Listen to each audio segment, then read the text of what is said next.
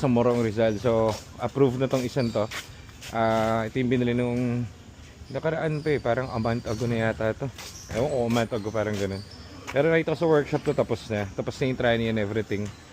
Harabas na lang. So everything goods kasi dito na tayo ngayon, wala tayong naging issue. Lamig ng aircon, maalog lang, so padala natin suspension to para matapos. Dito yung titignan natin EcoSport, kulay pula rin guys. Color red, pula sa pula. Ito kasi manual, so sipatin natin. Tignan natin dito sa liwanag. Follower na natin to si Sir, malupit eh. Check natin, let's go.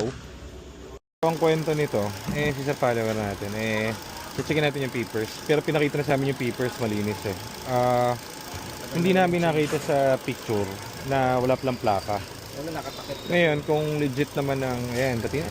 Okay naman. All good. So, ito naman, maandar naman, okay naman yung takbo ng engine, wala namang error sa OBD and everything. Kaso lang, kailangan verify natin lahat, isa-isa.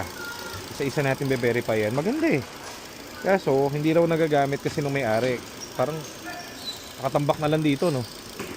Parang kita naman yung mga wear kasi no? Parang nakita mo na magkano kadumi, oh. Hindi nagagamit. So, talagang manual to guys, manual to.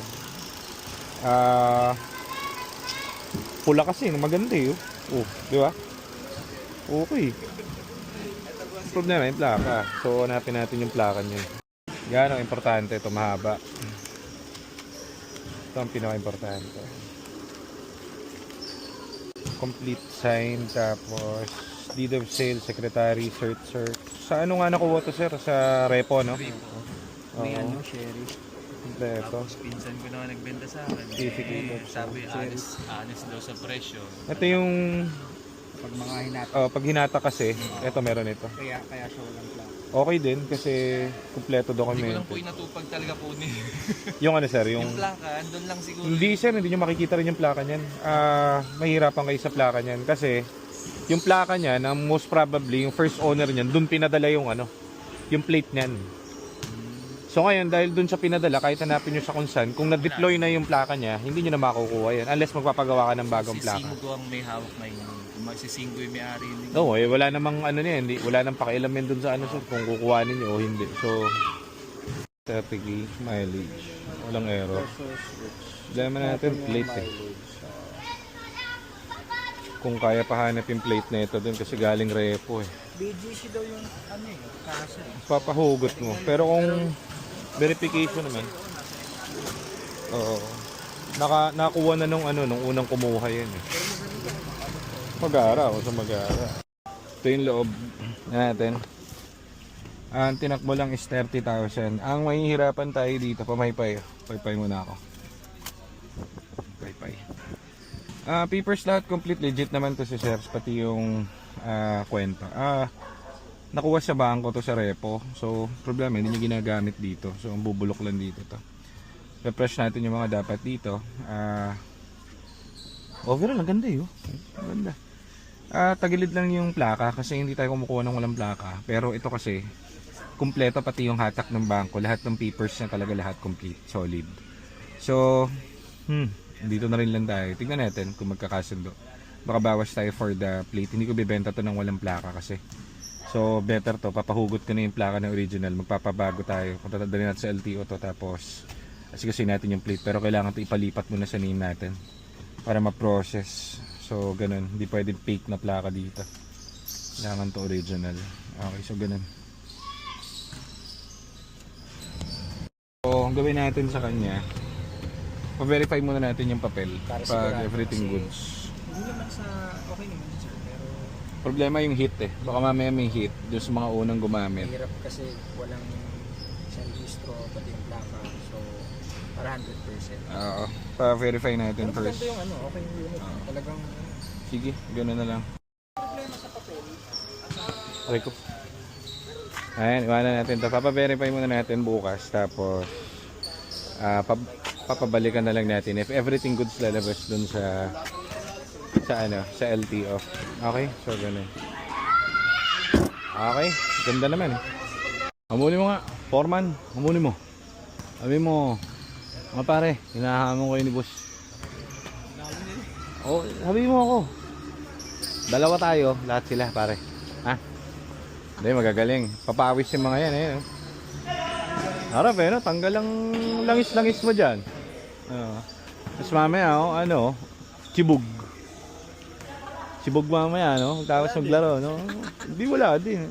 Banding nila yan, eh. Ayos nga, eh. Inares pala to. Under the leadership of Governor Inares. Papawis, eh. Pwede na nating release tong isento. So, yun si Sir, legit naman. Ang problema doon, hindi kasi rehistrado yung kotse. So, hindi natin alam kung may violation. Diba? So, kailangan pa-verify muna natin. Hindi kasi namin pupuntahan yun kung nakita namin na wala pala siyang plate. Kaso, yung picture kasi na pinakita sa amin is patagilid lang. So, assuming papers naman all complete, hindi kasi natin alam yung sa pinagbilan niya, yung sa nauna pang may owner, hindi natin alam kung napicturean ba siya kunwari sa kalsada ng CCTV na beating the red light siya, tapos hindi pa rin nababayaran niya yan, tapos nagpatong-patong na yung violation, di ba? So may mga ganong senaryo, kaya kailangan malaman muna natin kasi bibili natin ng top price, eh. Okay, so wait lang kayo sa manual, titignan natin kung obra, papahugot natin yung plaka nun, gawa tayo ng plaka nun, or papahanap natin sa LTO mismo yung kanyang plate original, hindi peke. So itong isang to, okay ito, very good sa tumanakbo, okay na to, approve na to, sold na rin to. Ayos ba, John? Busog? Busog na naman tayo, John. Wala naman tayo nabili. Anong nasasabi mo? Wala naman tayo nabili ngayon. Malungkot? Medyo malungkot, pero kung okay naman yung lakan ng kotse, pwede natin balikan doon. Di balis, pagdasal natin sana. Okay yan, no? Biyahe na natin ulit tayo, mag-drive, no? Okay, tara. Okay. Okay guys, meron tayong tinignan nung kailan yung isang araw, ano? EcoSport na color red manual. So marami naghahanap ng EcoSport na manual. Ubus agad yung manual natin, yung isa na sa Bicol na. So magre-restock tayo kasi hindi namin kinuha yon kasi hindi namin alam kung cleared siya sa LTO kasi gabi na kami napunta. Napa-verify mo na? Anong sabi ng LTO? Paso lang? Paso, 3 years ata. Paso.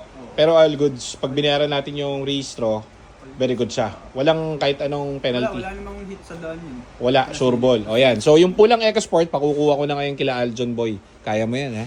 Kung hindi ako sasama, kayong dalawa lang yan, no? Kaya mo. Babayaran nyo na lang naman, ha? Ingat ka. O, kuhanin nyo na yung manual, tapos meron tayong available na manual. Tignan muna natin kung very gusto si Aljon kumuha ng car. So kasama niya isang driver natin. Pupunta sila doon. May tinatapos ako dito. May bisita kasi ako ito. Ano yan eh, parang Sir, may ari ka ng ng hardware? Sir? Sir? May ari ka ng hardware? Oo, nga pala si Atong. Atong Chua, may hardware ako sa kanila. Ay, nice to meet you, sir. Yes, sir. Ano po, Rafa? Yes. Bibili kayong kotse, sir? Hindi. Tambay lang ako dito. Tapos, masyado! Perwisyo ka.